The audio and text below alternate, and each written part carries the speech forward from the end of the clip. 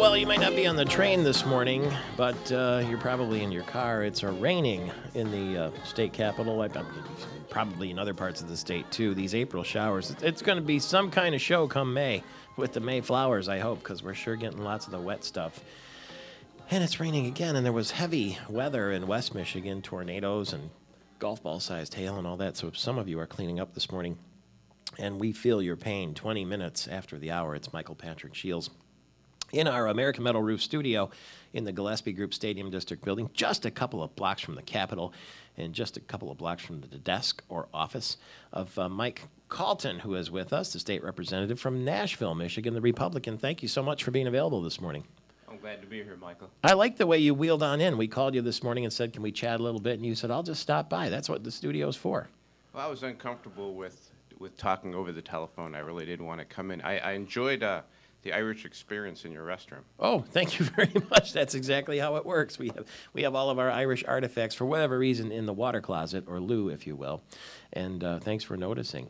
By the way, before we start the interview, should I check your birth certificate? Or can we continue? No, let's go.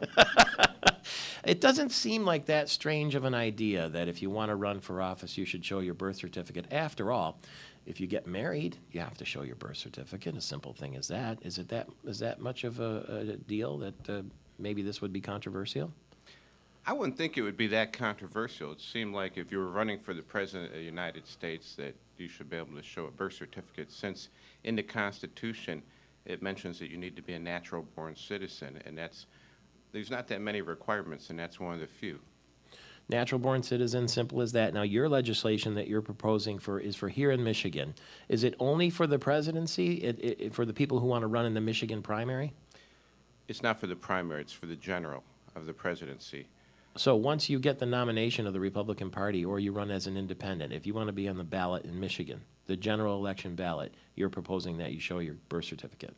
I'm proposing that 60 days before the general election, the candidates for the President of the United States should show a birth certificate.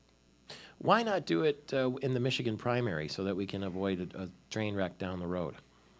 There's a couple of reasons. Well, first of all, you have, especially the independent parties, where they don't have a primary. They may have a convention, and so they go directly to the general election. And then the primary, really, that's more for the political parties to decide who their candidate is. So if they want to put somebody up who's not qualified, tough luck. Well, if they ran them, maybe they should vet them before that. Okay.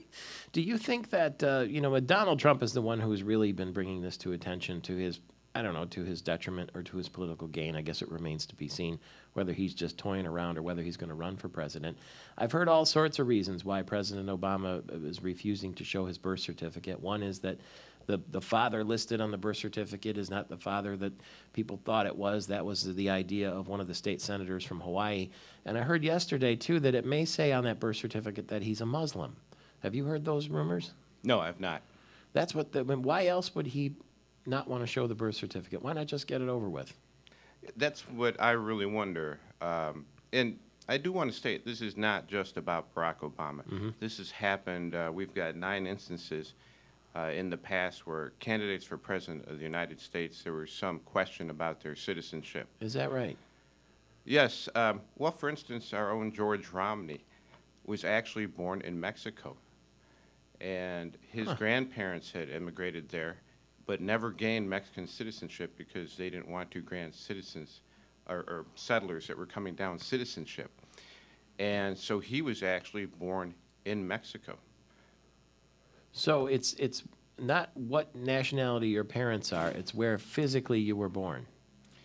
Well, there's different questions on that.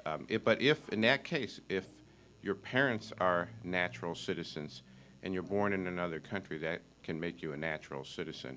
John McCain was born in the Panama Canal Zone.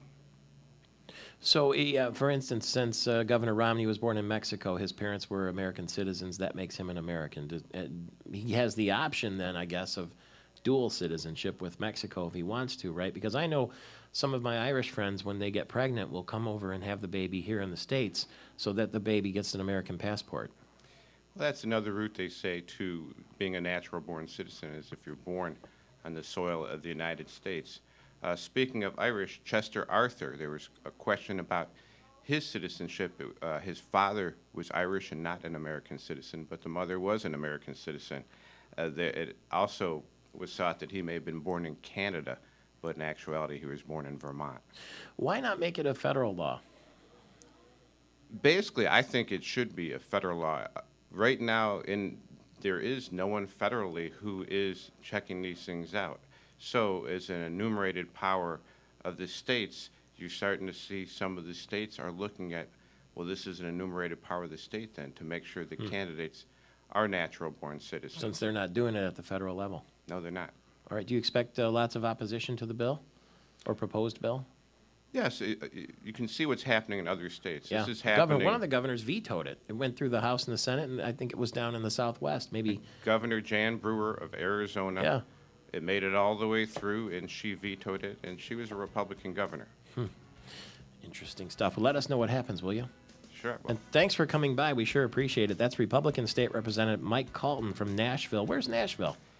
Nashville is west of Charlotte, about 15 miles. All right. I'll pass through there sometimes on my way to Firekeepers Casino. We'll see you there. All the best. 25 minutes after the hour, Terry Stanton will join us in 1 minute and explain how we have a little tax amnesty heading your way. It's Michael Patrick Shields all across Michigan.